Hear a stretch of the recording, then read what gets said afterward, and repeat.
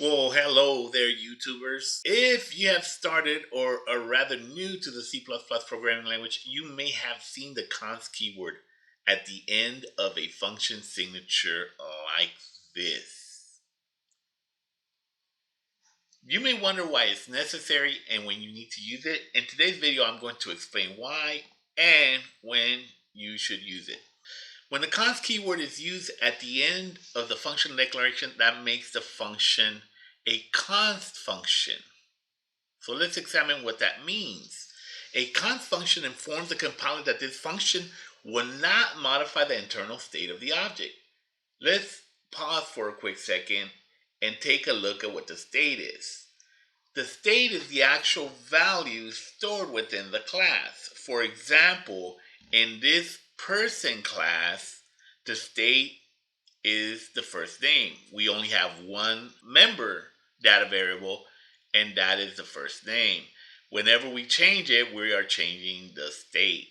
We can change the state of this person class calling this function set first name. We can then get the value using get first name. Notice that the set first name is not a const member function, while the get first name is. Let me show you how we do it in the main. In the main, we simply set it to first name, and then we can get it using getting first name, and we declare this as person. So back to our normal talk.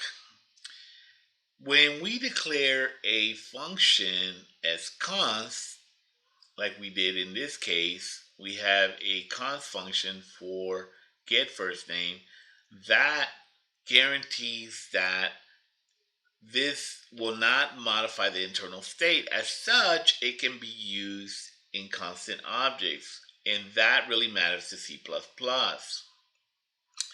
The const keyword at the end of the function signature is telling the compiler that this member function should not modify the state of the object. And this has several benefits. Improved safety. By marking a function as const, you're guaranteeing that it will not modify the state, and we've already discussed that.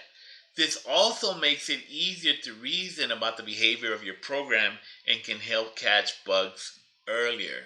It also provides compatibility with const objects. Const functions can be called on const object, which means that you can use them to inspect the state of the object without worrying about accidentally modifying it.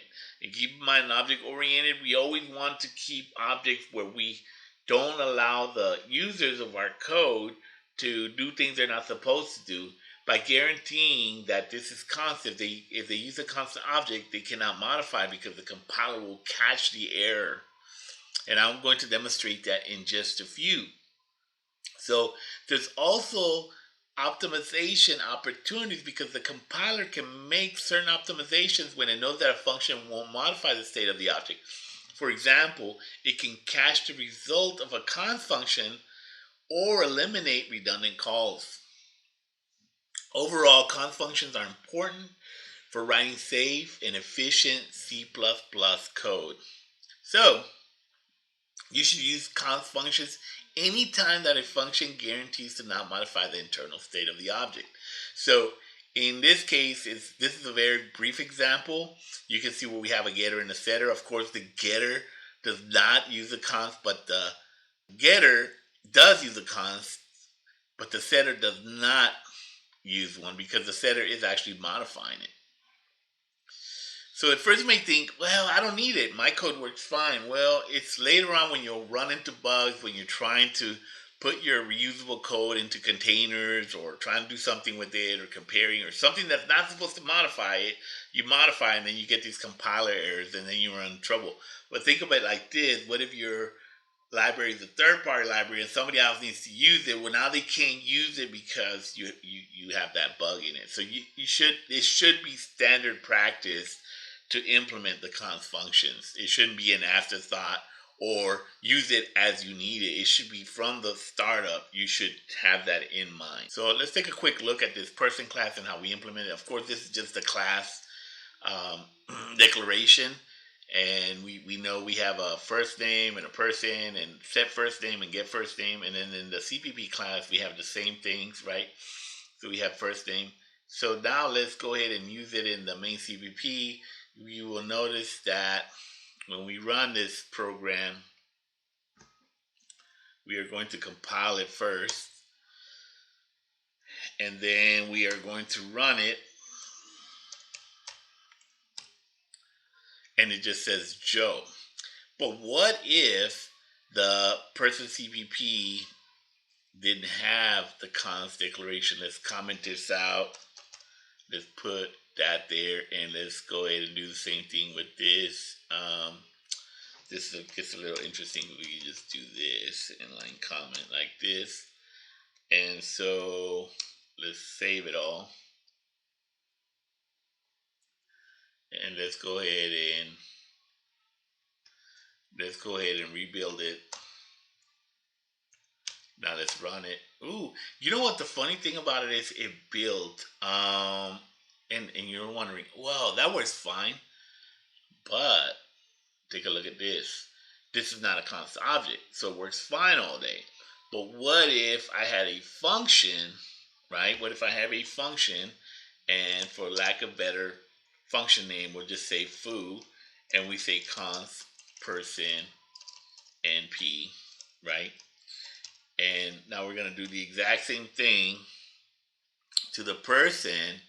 All we're going to do is I'll put the name.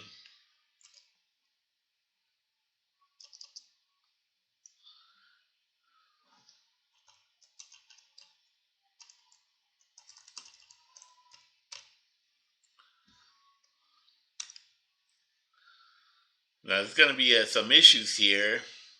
And let's go ahead and see what they are. So right away it says person was not declaring this scope. Okay, well that's actually this. So let's declare it as person.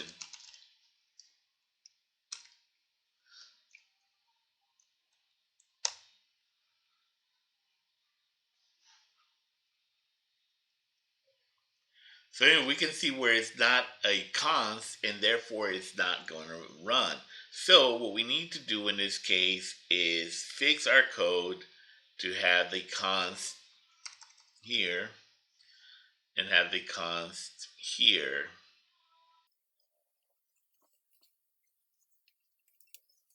Now, as you can see, it doesn't have a problem compiling in that situation because they are const, and then it'll just run just fine. It'll actually do it twice. And so there you have it, why you should use const. And the answer is you should always use it whenever the function is not modifying the state of the object. Remember that if you forget to declare a const member function, you will run into trouble somewhere down the road. But if you do use it, if you forget to use it, the compiler will catch it. But if it's reusable code, you basically broken someone else's code because now they can't use it as designed. So the other thing is, believe it or not, there are times when you will need to have a const function that actually modifies the state. And I know that seems like a contradiction, but if you stay tuned, there will be an upcoming video and I will explain why and where you need to do that. So stay tuned. I will give you a hint that is related to caching. If you found the content of this video useful, please hit that like button to help me out. And please subscribe so you can actually catch the video that's coming to follow this one up. Thanks for watching.